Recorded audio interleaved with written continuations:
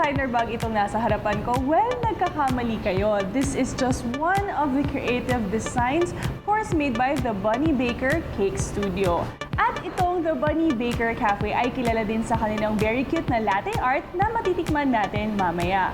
你们知道吗？这个包包可不是真的哦，这可是一个蛋糕。那等一下呢，我们一起来看看他们怎么样做这些非常漂亮的蛋糕。 Si Minion.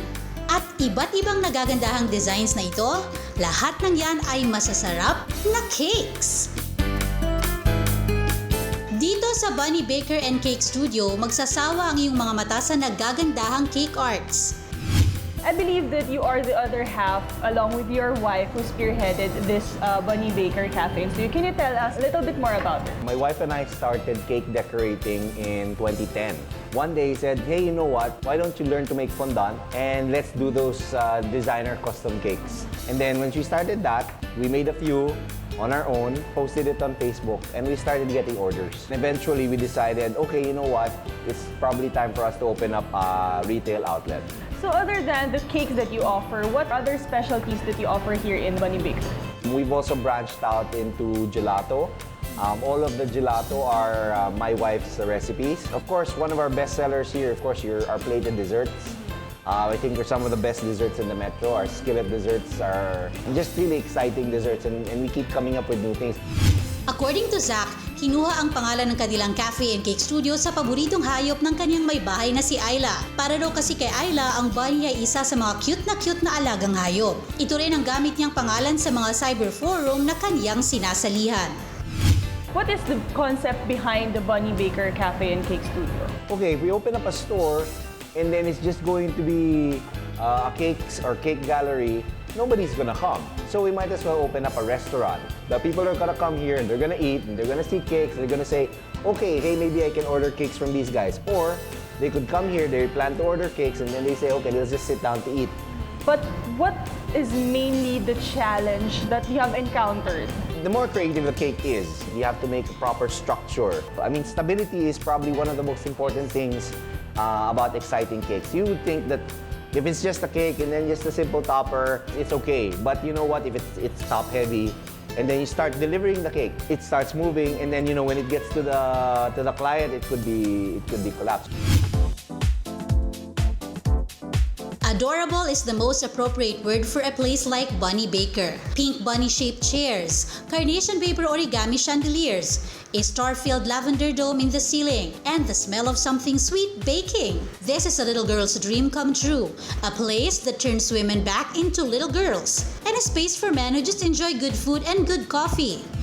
What gives you the idea to do these designs? Most of these things are our client's design. For example, this bag. This bag was requested by a client who wanted to give it to his girlfriend. Everything that we do is really made to order. The more outrageous the design, that's probably the more fun. We made a life-size cake for Manny Pacquiao because he had this fight. But I'm sure it's not edible inside. It was completely edible. You can go The entire thing? The entire thing was completely edible. I mean, of course, we had a frame to hold up the entire thing, but it was entirely edible.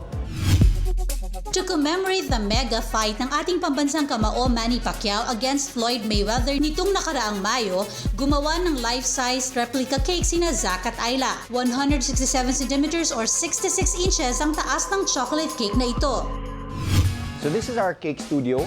This is where most of our cakes are made. So for example, for the cake that Kuya is making, how long does it take for him to finish the entire cake? As much as possible, we would like to do as much advanced work as possible. Everything that's not related to the actual cake itself, they try to do ahead.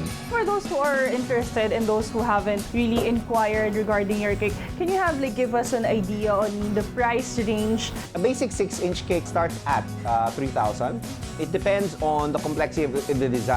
So the more characters that you add, the wilder the designs, the harder if we have to make a structure for it, then the price will scale accordingly. Are these all finished or? This is a display cake, but we made an actual cake of this one. So this is actually an 8-inch cake. 8-inch cake start at around 4,000.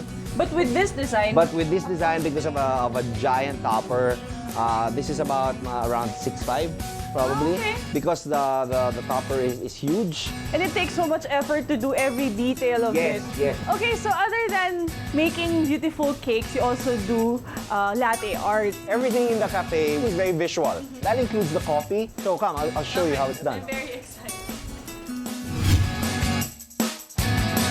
Gamit lang ang barbecue stick, the graphic artist creates these intricate drawings on your cup of coffee. It takes a few minutes for each cup, but the results are wonderful. Mula sa mga paborito mong cartoon characters hanggang sa mga portraits, pati mukha pa nga ni Manny Pacquiao, lahat yan kayang-kaya nila. So we have a shot of espresso, and then we steam the milk. Yan yung froth, and they're going to pour that. Why do you have to keep on stomping the ano? So babagsak yung liquid, so nasa taas yung foam. Here, if you order a cup of coffee from the Bunnybaker Café, everything will always have something visual, something happy for you. In this case, we put a bunny, so we get some of the foam. Every cup of coffee will have a bunny. I would like for you to taste it.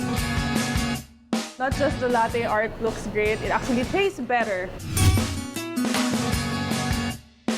So ngayon, ito try kong gumawa ng latte art.